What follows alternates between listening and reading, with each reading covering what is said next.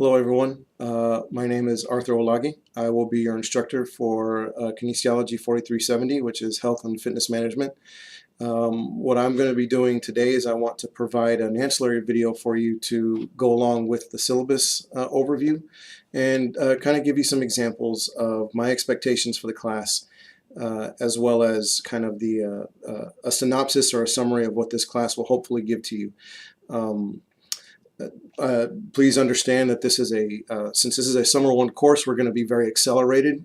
Due dates are going to be much quicker in turnaround, and I will do what I can to provide you with feedback. If you need to contact me, what I would tell you is probably the best way to do that is to email me on my UTRGV email, so that I can reach out to you that way. It's not every day that I go to Blackboard to check the messages there, so it may take a couple of days for me to get to that. So if you need to reach out to me via email, you can do that. Also in email, you can, if we need to have a phone conversation. I do not have an office in either Brownsville or in Edinburgh. I am located in San Antonio, so it will be hard for us to do any sort of face-to-face meetings unless we do it online. So if you need those sort of things, then please let me know as soon as possible so that we can make arrangements for that. Okay, so let's go ahead and go over the syllabus. Some of the things that you're going to learn here is that this particular course is a very introductory course, so to speak, on the ins and outs of running a health and fitness facility. Okay, now that ranges from your private facilities that are your big chains, like say your Gold's Gyms, to even your therapy clinics, and even your community recreations and things of that nature. So we're definitely going to be covering a broad base, and this is really only the introduction.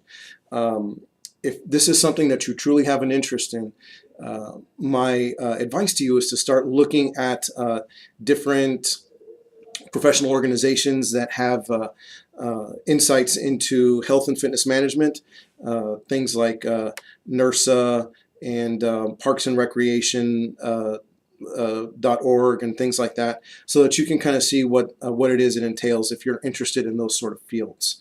Okay, so I'm not going to read the syllabus verbatim. That is going to be up to you if you want to know everything that there is to know about the course. But what I want you to understand is that whatever we learn in this course, it's only the beginning. There are so many nuances to owning your own facility or owning your own business in general that there's no way we could cover it in one semester.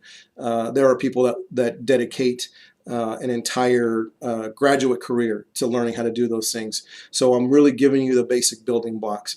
But what I do want you to know is that if you truly do have an interest and a passion in whether you want to be your own boss one day, or if you just want to know more about managing and operating a facility and working with with someone else and bringing one of those to light, this can help give you some of the basic building blocks on how to do that.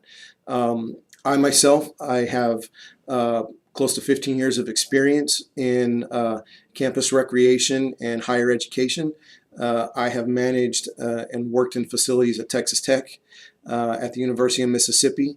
I was in UT Brownsville, and I oversaw the rec center in Brownsville as we were still part of UTB. And now I'm currently at a university in San Antonio, and I'm operating the rec program here at Texas A&M San Antonio. That is my primary job.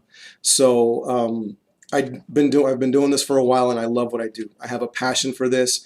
And I also understand that some folks may not share that same passion. Some of you may be just taking this class because you need it to graduate, and that's okay.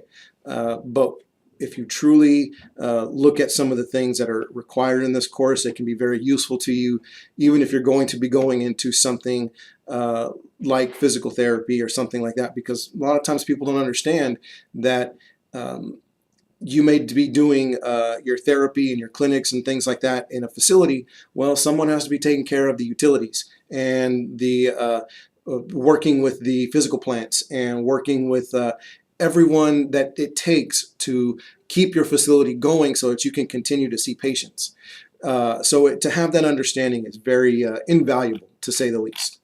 Okay, so we're going to be going over 3 basic units in this course from the textbook right here.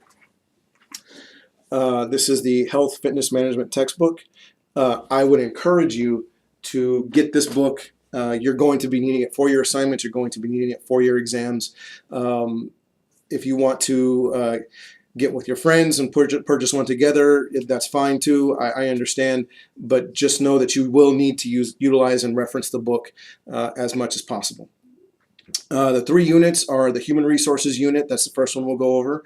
Then we'll be going over recruitment and retention. That's the second unit, and that's mostly for recruiting your members and keeping them.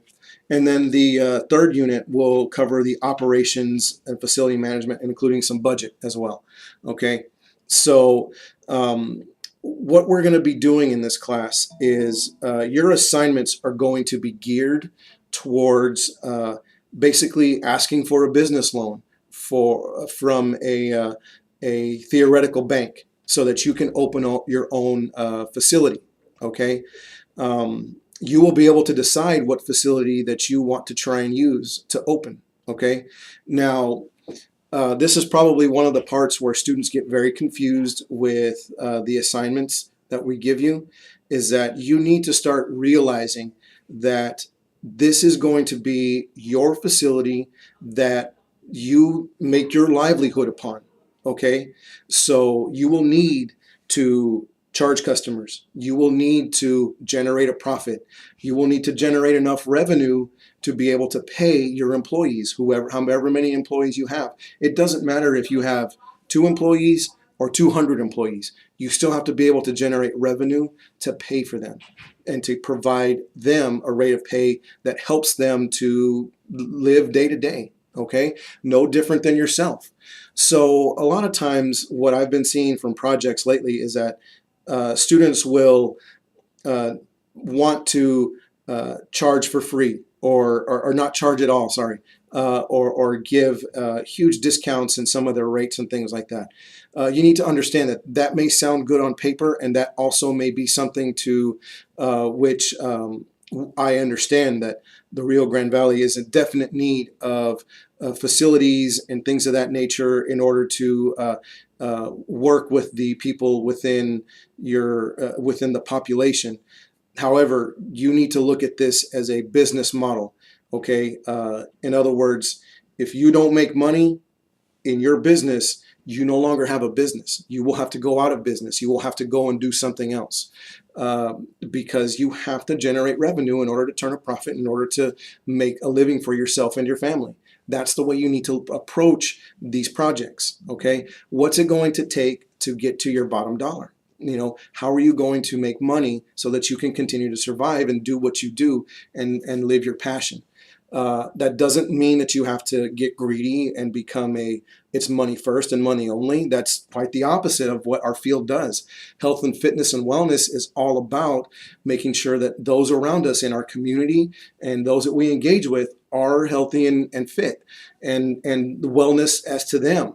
Okay, not trying to create an image. So what we have to, those are fine lines. It's a fine line for us to as business owners to try and do. But this is, it is being done. So we need to start thinking in that realm. Okay. And I'll be giving more ancillary videos to discuss this whenever we're looking at your assignment so that you guys understand what it means. Okay. But that is basically what we're going to be doing. So now let's talk a little bit about my class expectations. The first thing that I'll tell you is that I do not accept late work. So you can see very clearly within the syllabus our assignments, when I say that they're due, they are due on that date by 11:59 p.m. uploaded into Blackboard. Okay. If you have any concerns about being able to upload any assignments in Blackboard, please get with me as soon as possible so that I can give you direction on how to do those things. Okay. All of our exams are going to be completed in Blackboard. The exams will be 90 minutes. You will have 90 minutes to complete it. They're typically 50 questions in various formats. So I encourage you to study the materials, not only the PowerPoints that are provided for you, but also to read the material within the text. That's very helpful information to help you to achieve a good grade on the exams. Okay. You're going to have a total of 7 assignments in this class. There's going to be 4 written assignments that will be the project that you have to complete. And those assignments are going to be the development of your business loan to provide to the theoretical lending agency, which is me. And then you will also have 3 exams within the semester. There will not be a comprehensive final. Okay, so 3 exams and 4 assignments. Those will add up to a total of 700 points if you get everything correct. And you can see if you scroll down into the syllabus, I believe it is on page 5, gives you the breakdown of the points that you need to get an A, B, C, and so on. And I'm very strict with the points. I don't round up. I don't do things like that. So if you're at 629, you're at 629 because 629 is not 630. That's just an example, okay? If you have any questions about that, if you need me to go over those things, I am more than willing to do so. But please know, again, the big thing you need to understand is I do not accept late assignments. They are due on the due dates by midnight. They have to be uploaded into Blackboard. Same thing with your tests. You have 90 minutes to complete it. It will open on, most likely they will open on a Monday, and they will stay open from midnight, early Monday morning until 11:59 p.m. Monday night. So you will have that amount of time to work on your test. The test must be completed in one sitting. So you can't go back to it and go back and forth. You have, once you sit down to take it, you only have one opportunity to take it, and then if you exit it early, then it gives you that grade. So if you have any questions about that, please contact me. And then the rest of the syllabus basically goes over the academic policies that we have, not only for the department, but also for the college. If you have any questions about those, please let me know. Also, if you have any questions about, if you need assistance with any sort of, what's the word that I'm looking for, with disabilities or anything of that nature, then please let me know. Or I'm sorry, identify to the Student Disability Services, so that way they can take care of those and let me know what it is that we can do to accommodate for you. Okay. Let's see. Bottom line, what I expect out of my students is that since this is a senior level class, I expect senior level work and I expect senior level writing.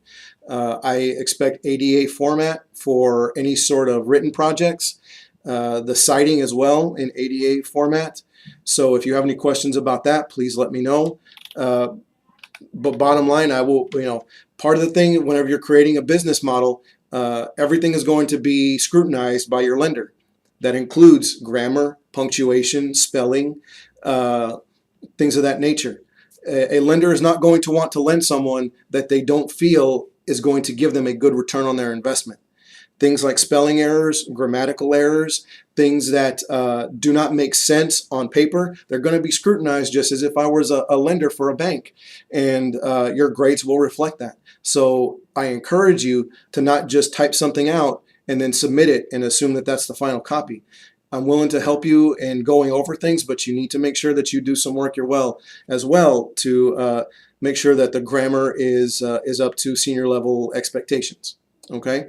That being said, I do have about as open door a policy as I can without having an office. So if you need something, please let me know, and I'd be more than happy to make accommodations or to work with you so that we can communicate. Other than that, I'll be doing some ancillary videos for various chapters throughout the semester. So look out for those as well, and best of luck this semester. Thank you and have a great day.